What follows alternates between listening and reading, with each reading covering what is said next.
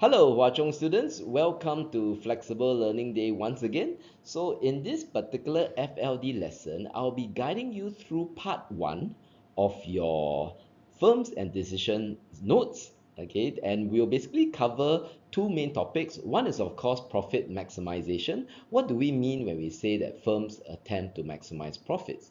Then once we are done with that, we'll also be exploring possible alternative objectives of the firms other than profit maximization when they decide what price to charge and how much quantity to sell. So in this group of slides, right, every time you click on the full screen, okay, the presentation, you will hear my video presentation. And I guess the best part about video is that you can always replay it as many times as you can to make sure you're very clear about this topic. Thank you. Before we start on explaining why profit maximization is equals to requires the firms to equate marginal revenue to marginal cost, let us try to clarify some preliminary economic terms. First, you have to understand that profit is defined by the difference between total revenue minus total cost. Now, if you remember your chapter 2, right? Total revenue, you should know, is the product of two variables, which is price and quantity. And I hope your tutor has the opportunity to go through with your class some of the terms involved in total cost, things like fixed cost, variable cost, and marginal cost. But if not, don't worry, your tutor will come back to it soon, and then you can go back to this video to remind yourself what are these terms. Now, for the firms, right, when they make a decision, okay, when they choose the variable to change in order to maximize profit, you either be changing price or changing quantity. So sometimes the exam question that you meet will talk about the pricing decisions. Other question will talk about the output decision. Okay, here output and quantity are synonymous, and basically you either change P or you change Q. So for this presentation, right, in this FLD, I shall always assume that the quantity is the decision variable. But don't worry, the same analysis can also be used when price is the decision variable. So the key is this: when a firm changes the quantity, right, both the total revenue and total cost will change. So in mathematical terms, right, what I'm trying to say is that both the total revenue and the total cost, they are both functions of quantity. So when you change Q, TR will change, TC will also change. So you can see, right, in order to, if we assume that firms initially are trying to maximize profit, the idea you can ask yourself is this: how does a firm know the correct quantity to set such that the gap between the TR and the TC is the largest? Okay, you can see, right? If profit is defined by total revenue minus total cost, and both TR and TC is dependent on quantity, there will be a particular quantity where the difference between TR and TC is the widest.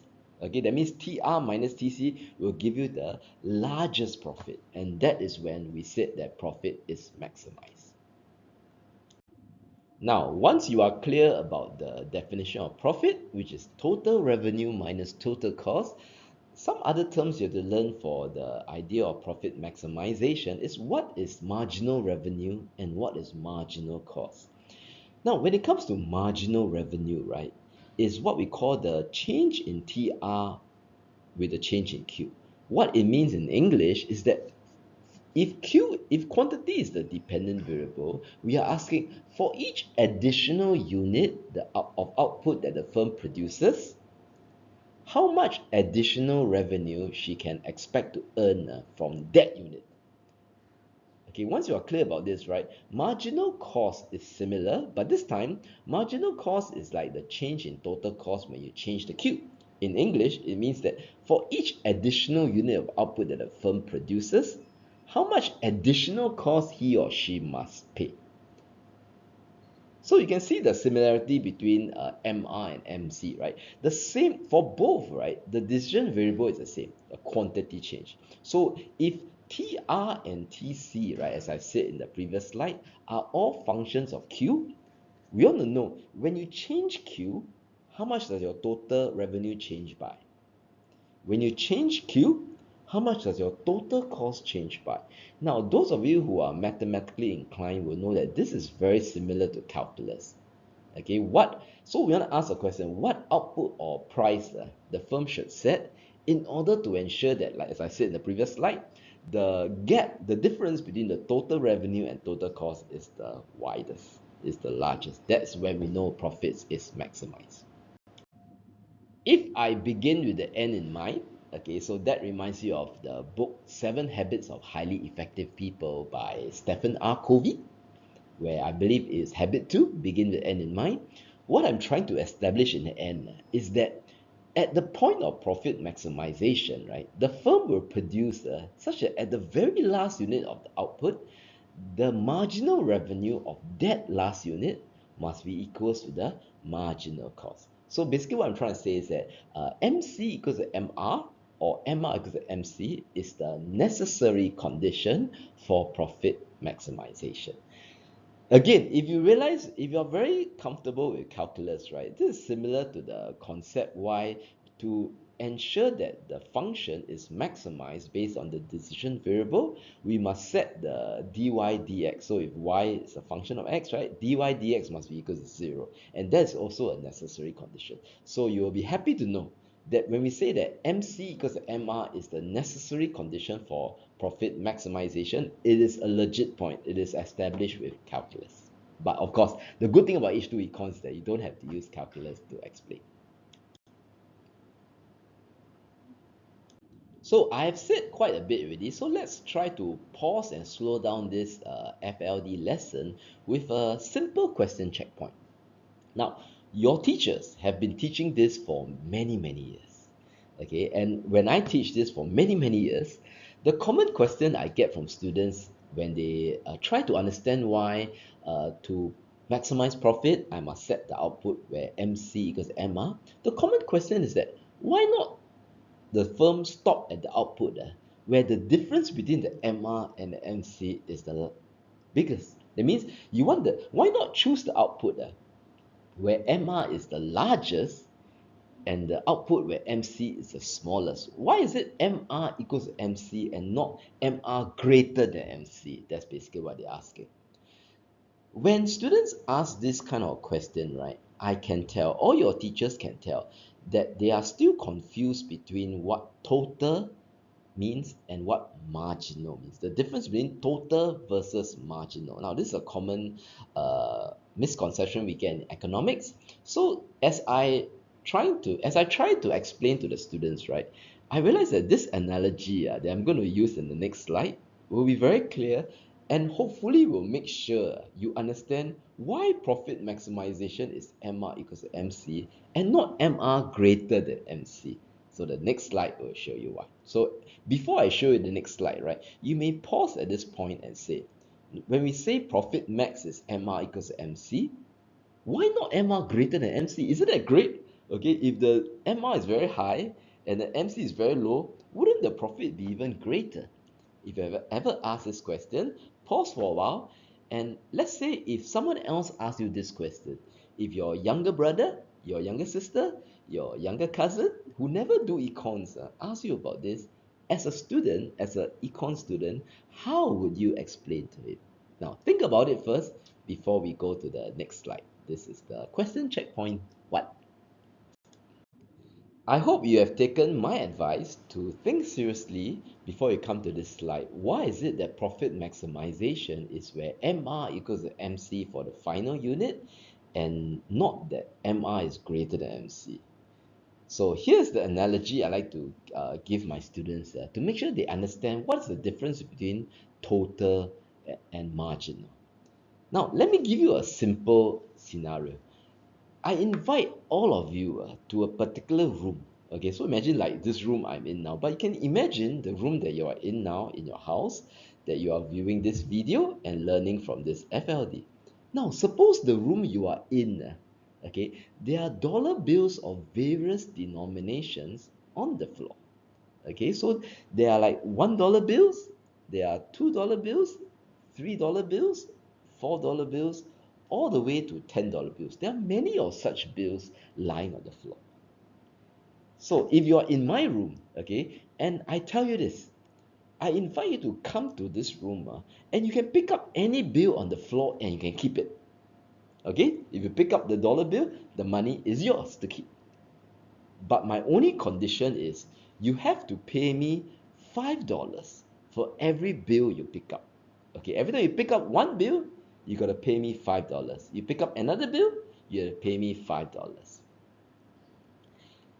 Now, I hope from this scenario you can see, right, what is the marginal revenue and the marginal cost in this particular scenario. Okay, if you pick up a $10 bill, right, that $10 is yours. So it's like your revenue, right, goes up by $10. If you pick up the $9 bill, okay, the dollar bill is yours. So your total revenue goes up by $9. But every time you pick up a bill, right, you have to pay me $5. So that is like your marginal cost. Every dollar bill you pick up, okay, your cost will increase by $5 because you pay me by $5. Next slide. I hope you understood what I said in the previous slide. So now, in order to link this to profit maximization, right, my question is very simple. Given the parameters that I stated in the last slide, how many bills will you pick up given that the cost for every bill you pick is $5? Now, I hope with this kind of scenario, you are very clear. It will be extremely foolish to just pick up the $10 bills and leave the rest there. Right? You will not be maximizing your profit. If let's say every bill you pick up, your total revenue goes up by the denomination in that bill, but you need to pay me $5. Will you just pick up all the $10 bills and then leave the rest of the bills on the floor? You can see, right? When you pick up all the $10 bills, your TR always goes up by $10. That means your MR is 10, right?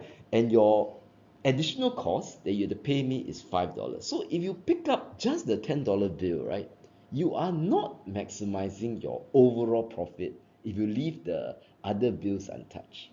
So I hope with this simple scenario, simple analogy, you are now very clear that MR greater than MC, right, is not profit maximization. You can further increase your profit by producing more, by picking up more bills. So you will definitely pick up all the $10 bills. You will definitely pick up all the $9 bills. You will definitely pick up all the $8 bills, and you won't even stop at $8 because now you can see, right? If you pick up the $7 bill, your total revenue goes up by 7, but your total cost only increased by 5. Remember, I charge you $5 for every bill you pick up. So you pick up all the $7 bills, but you'll not stop there. You also pick up all the $6 bills. And it's like the last, if I allow the denomination in the bills to be in decimal point, you probably pick up the $5.01 bill, right? 5.01. Because when you pick up the 5.0, if there's such a bill where it's 5.01, your revenue will rise by 5.01, but your total cost will only rise by $5. So you can earn actually a profit of 1 cent. So you will not be maximizing your profit if you leave that 5.01, the $5.01 bill on the floor. The point is this: the very last bill you pick up will be $5. So that represents the final bill where the marginal revenue of that final bill, which is $5, exactly equals to the marginal cost of that final bill because you had to pay me $5. That is where you should stop. You'll be foolish again if you pick up the 4.99 bill. You will not pick up any $4 bills, because if you pick up the $4 bills, your total revenue only rise by $4, but you remember you still have to pay me $5 for that $4 bill you pick up. So overall, you will suffer a bit of a loss. Your profit will start to go down. So you can see, right, when MC is more than MR, that basically means that if I put the $4 bill back on the floor, right, my total revenue will drop by $4, but now I don't have to pay $5 to pick up that $4 bill. So my total cost will drop by 5.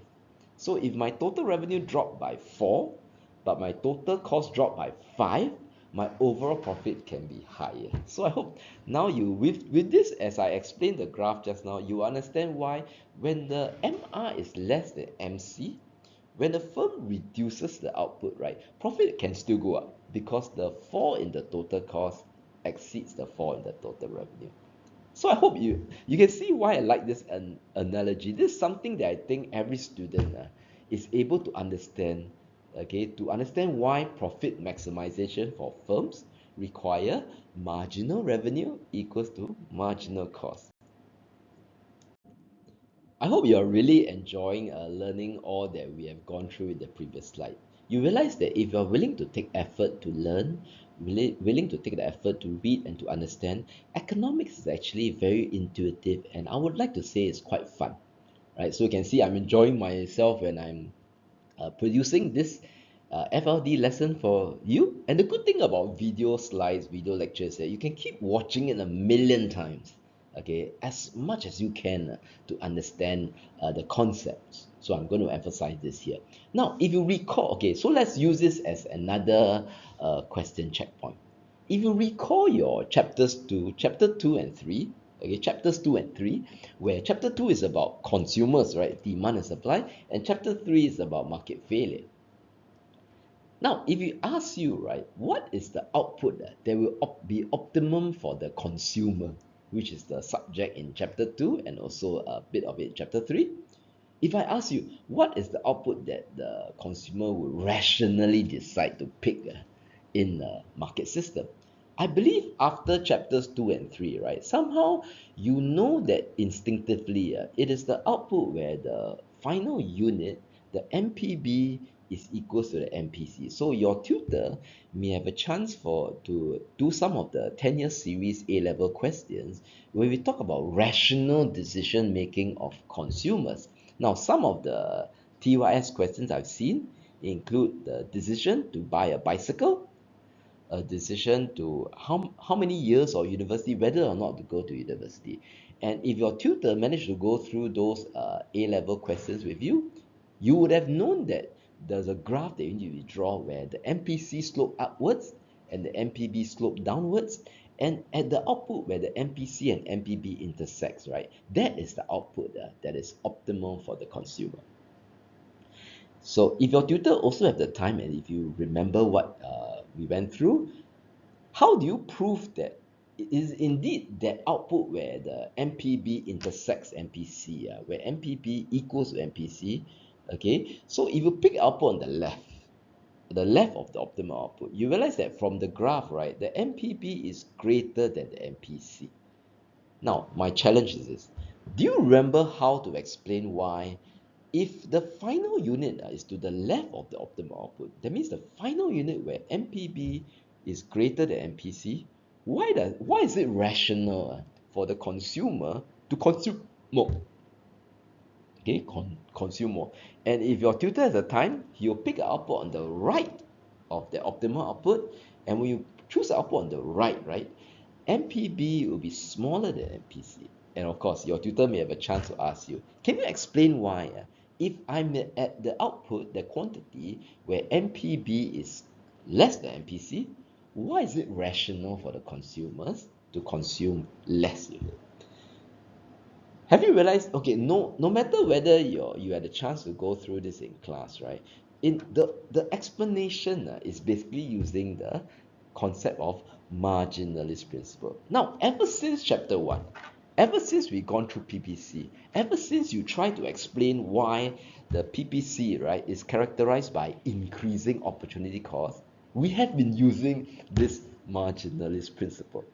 Okay, and I think as of now, right, there are students who are still maybe not very clear about exactly how the marginalist principle works. Okay, so you'll be very happy to know that when we want to prove why profit max for the firm, right, is where MR is equals to MC for the final unit, you will also be using the marginalist principle to explain. And I'm very confident now that you have this FLD lesson. I'm supremely confident that if you bother to spend time okay, to watch this and listen and practice on your own, right?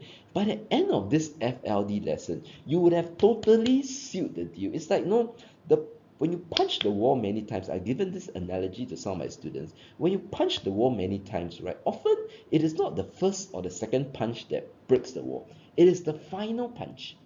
Okay, but all your punches leading to that final punch is responsible for your final understanding. And we have gone through so many times the marginalist principle explanation in chapter 1, in chapter 2, in chapter 3. And finally, we are in chapter 4, right? I'm very confident that if you really take the time to understand this, okay, by the time chapter 4, at the end of your J1, right, you'll be very confident. There's no way you will forget to understand, you will forget how to explain, and you are able to explain to any of your friends from now on. And I hope let's seal the deal, okay, after this lesson. Okay, now we are going to draw figure 1 on page 6 together, and I'm going to draw using my laptop pen. So the the thing will not be very straight, but I'm drawing freehand, so you understand. So you can draw freehand in your test as well, so as you draw it fast. So I'm going to let's draw figure 1 together. Okay, so there's a y-axis and there's a x-axis. So I'm going to call this, I just put money here. So this can represent price, revenue, or cost. Then this will be the quantity of goods. So we are going to assume that you are a price setter. Most of our real life firms will have some ability to set price. Your tutor will have a chance to go through this, the difference between a price setter and price taker in chapters in the part 2. So just take it by faith that this graph you are drawing. So for price setter, right, the AR curve is the market demand curve and it's downward sloping. And your tutor will explain to you that there's a marginal revenue curve that is twice as steep, about twice as steep as the AR curve. Just take it by faith that this is correct, and your tutor will explain in part 2. There's a marginal cost curve that looks like that. Okay, so we have our average revenue, we have our marginal revenue, and we have our marginal cost. So these three lines, right, are enough to establish why profit maximization is requiring MR equals MC. So you can see, right, when I draw like that, right, the intersection of MR and MC applies here. So this is the quantity. Okay, let me call it 0 here. But the market price, right, is determined by when this quantity touches the AR curve, which is the demand curve. So let me call this QM, okay, market equilibrium, the price, market price. Now, when it comes to this output, right, this is the only output. The thing is, because the MR curve is downward sloping and the relevant part of the MC curve is upward sloping, they only intersect once. Okay, once. So at this output and this price, this P and this Q, they are unique. Now, how do we establish that this QM, where MR equal to MC, is the profit max output? So you look at output on the left. Let me call this Q1. Now, if you look at the output on the left, right, let's draw a vertical dotted line up. You realize that based on this, right, the MR of Q1 is somewhere here. Let me call it MR1. Okay, where this output touched the MR curve, but the MC of this is here. Let me call it MC1. So I draw these two to establish to you that if QM is where MR is equals to MC, then any output on the left, MR must be greater than MC. So the y-axis variable just verified. So what does MR greater than MC means? Now, it's like, no, you have a $7 bill lying on the floor and I only charge you $5. So you can see, right, when this firm increases output from Q1 to QM, you can think of these letters. Let me use red. Okay, let me call this A, let me call this B, and let me call this C. Now, if you want to explain it rigorously and meticulously, you will say this: by increasing the output from Q1 to Qm, the total revenue of this firm would increase by ABQMQ1. Let me write down here. Increase in total revenue is ABQMQ1.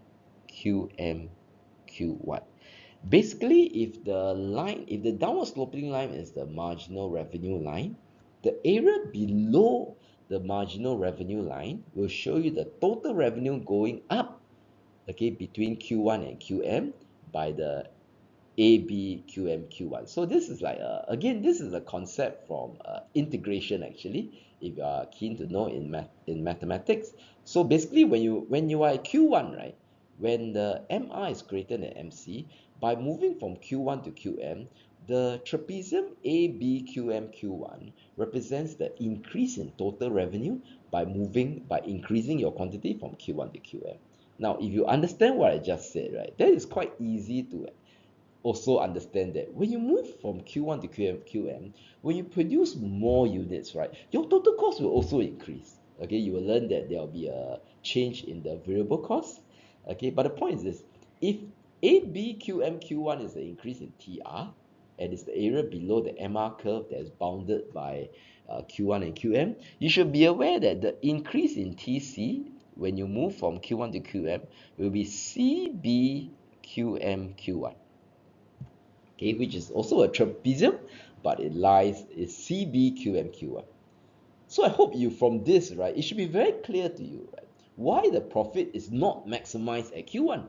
Because if I can move from Q1 to Qm, my total revenue rise by ABQMQ1, it is the rise in total revenue is greater than the rise in total cost. So if I'm moving from Q1 to Qm, it's like I gain an additional profit of this shaded triangle here. So if I'm trying to maximize my profit, I'll be foolish to stop at Q1 instead of increasing my production to Qm. So I hope this is like similar to the analogy about the dollar bills on the floor. I hope you can understand the dollar bill analogy and explain similar using the graph. So let's look at this graph.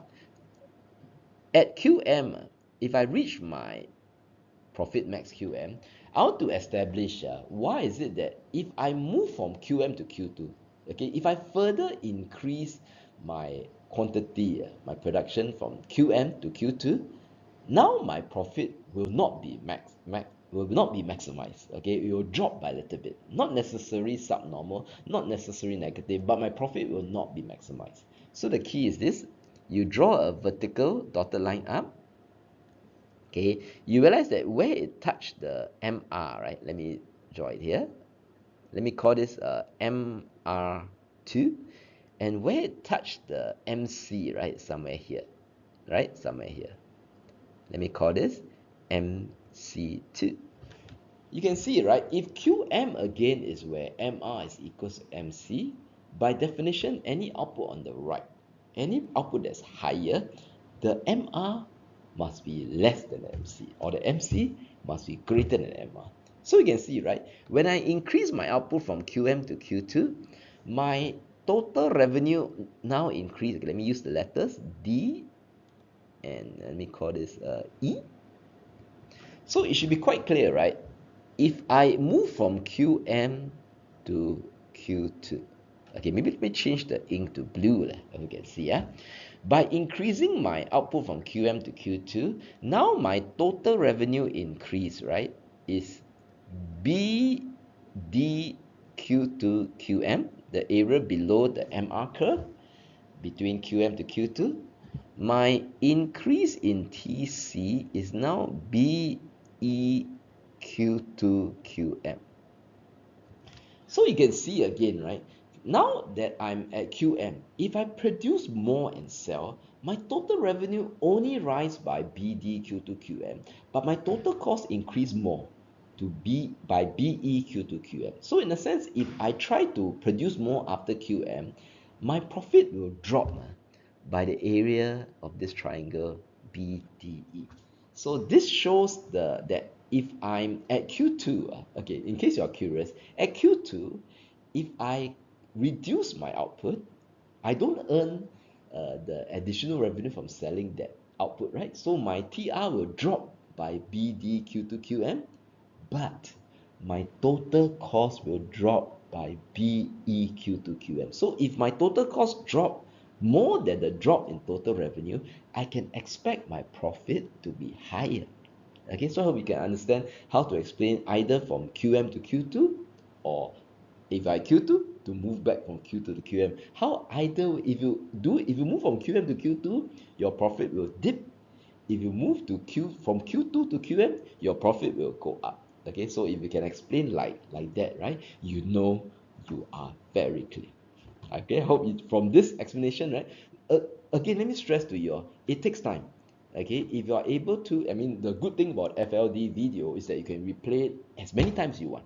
Okay, keep drawing this graph, keep listening to my explanation, and if you can, find a friend who doesn't know and explain all this to him. If you can explain in such a way that a stranger who never studied econs, right, if you can understand what you're saying, and as I hope that you're understanding now, you know that you are very clear. And you realize that econs is actually quite fun, quite easy to understand after all. Now, wasn't that fun or what? Okay, I hope you can see how it's important in the sense to get a job that you like to do at least half of the job. Okay, I'll never get bored by explaining this to anyone. And I think I'm even willing to teach that to anyone who's willing to listen. Even it's for free. Something that I enjoy doing. So I hope you enjoy. And okay, the second part of this, I hope you are having fun in this FLD. We are going to explore alternative objectives of the firms. Now, if you recall, the first few slides, right, we have started off by saying this. We assume that firms, when they choose the output and the price, okay, their main aim is to maximize profits. Okay, maximize profit. Of course, your H2 syllabus, right, require you to know that in reality, of course, profit max is a very safe assumption. Okay, but in reality, right, there are many firms who may seek to do something else. I mean, when they choose the output and price, right, their objective need not be trying to maximize profit. Profit is always important, okay, but they are not really caring to maximize the entire profit. Instead, right, we say that they are aiming for a certain satisfactory level, not necessarily the maximum, but a satisfactory level. So that is what we call profit satisficing instead of profit maximizing. So some examples of this profit satisficing that we'll be covering that's important in your H2 syllabus is what we call revenue maximization and market share maximization.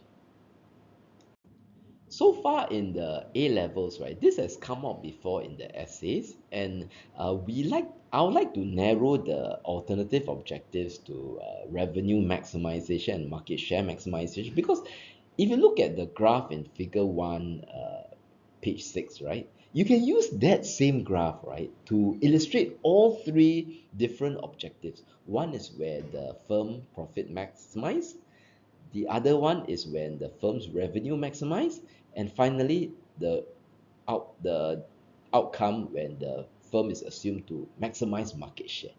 You realize that we can see how the equilibrium P, equilibrium price, and the equilibrium quantity, which is Q, would vary among these three. So in that particular year in the A level where this came out, right, if you are able to use the same graph to illustrate how P and Q can change for the different based on different objectives of the firm, you know you are doing well, and you know that you are on your way to an analytical grade.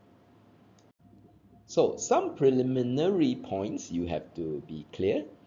For when we say that the firm is not maximizing profit, right? He's aiming for a satisfactory level of profit by seeking to maximize revenue. You will produce where the final output, the MR is equals to 0. So this again should remind you of the dy dx equals to 0, right? If you just want to maximize revenue, you don't care about cost. You just want to produce at the output where the revenue is the highest. That is the output where the last unit, right, the MR of that unit is equals to 0. Okay, that's what revenue max means. What about sales volume max? Now, the word sales volume here refers to quantity. So when we say sales volume maximization, we are trying to say that you produce the most you can. You produce as much output as you can, but you are subjected to the constraint that you cannot make a loss. Now, you may not want to maximize profit, but you want to make sure that you at least earn normal profit. Now, if your tutor hasn't had a chance to go through the super normal profit, and subnormal profit, don't worry. Okay, there'll be a time in class where he or she will explain it. So just take it by faith when I draw. Okay, so to show profit, right? To show that whether super normal, normal, or subnormal. So for this case, we show normal. You have to insert the average cost curve into the diagram. Basically, to make normal profits, right? The last unit, the average cost must be equals to average revenue. So I'm going to draw this in the next slide. All right, so we are going to use the graph in page 8 of figure 2, right, to explain how the equilibrium price, equilibrium quantity will change depending on whether you are assuming the firm's maximize profit, maximize revenue, or maximize sales volume maximum. Sales volume. So let's try to draw together. So you draw the axis. So this will be quantity. This will be price slash revenue slash cost. Again, you are assuming price setter, so you draw the AR curve. Okay, and the MR curve should be something twice as steep. Okay, and you draw the MC curve like that. Now, to show sales volume max, as I said, right, you need to ensure that the firm is producing an output where it makes normal profit. So let me draw the average cost, something like that. Okay, the moment it touches the MC, you branch it out. Okay, so we call it A. Okay, let me erase this. Call this AC. Okay, your tutor again will teach you in your class why the MC must cut the AC at the AC's minimum point. So let's show where the output is under profit max. So MCMR is here. Okay, let me call this a QP. QP means the profit max Q. The profit max price, okay, will be where this output touch the AR curve. So you can see that QP and PP, Q subscript P and P subscript P will be the equilibrium price and quantity under profit max.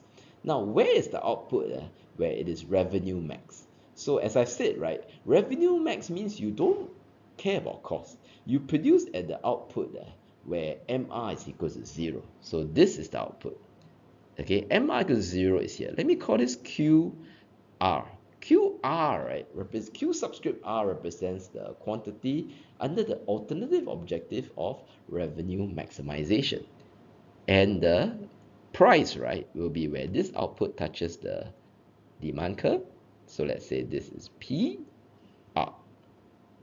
Okay, PR. So when it's PR, right, PR represents the equivalent price under ref max, and QR represents the equilibrium quantity under ref max. Now, the sales volume max is where the AC cuts AR. So you're producing the max you can, subject to the constraint you are making normal profit. So this one is, let me use red. So the AC cuts the AR here. So let me call this QS, and this is the PS. So P subscript F S represents the equivalent price under sales volume max, and Q subscript S represents the quantity under sales volume max. So as I said, right, the loveliest thing about this graph is that you can use the same diagram to show how the equilibrium P and equilibrium Q can vary depending on which objective the firm has. So if the question asks on the alternative of objectives, how it leads to different P and different Q compared to the profit max, okay, you will draw this graph. So again, you can watch this many times to see how it goes. And yep, so I hope this is the final slide actually. So I hope you enjoyed this FLD lesson. Okay, again, to sum up, you have learned two things from this FLD lesson. Why is it that profit max requires MC equals to MR? And how will the equilibrium price and the equilibrium quantity changes when we allow the firms in reality to have different motivation other than just maximizing profit? Okay, so the two alternative is revenue max and sales volume max. All right, I hope you enjoyed this lesson as much as I have in producing it, and I thank you and I wish you all the best for the rest of the term. Bye bye.